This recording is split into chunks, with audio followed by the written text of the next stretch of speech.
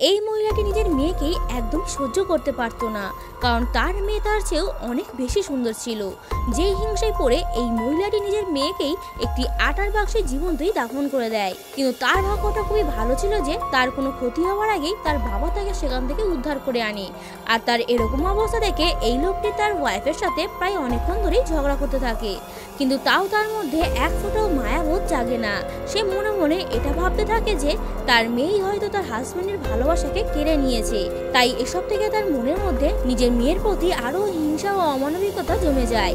সে নিজের মেয়ের চুলগুলোকে বাঁধার নাম করে তার মাথা চুলটাকে জোরে জোরে টানতে শুরু করে, এমনকি একটা কাছে দিয়েও তার চুলগুলো কাটতে কাটতে মেয়েটির মাথাটাই কেটে ফেলে। তারই পাশে এই মেয়েটির বাবা তার গলার মধ্যে নিজের দোকানের চাবিটা ঝুলিয়ে দেয়, যাতে সে মন চাইলেই যা খুশি খেতে পারে। কিন্তু তার মা তার গলা সেই চাবি ঝুলতে দেখে ভাবে সেই দোকান থেকে টাকা চুরি করেছে। এই বলে সে নিজের মেয়েটিকে পশুর মতো নৃশংসভাবে মারতে থাকে। এত কিছু ঘটনা হওয়ার পর তার বাবা নিজের মেয়েকে তার মায়ের হাত থেকে বাঁচাতে তাকে সে নিজের বোনের বাড়িতে রেখে আসে।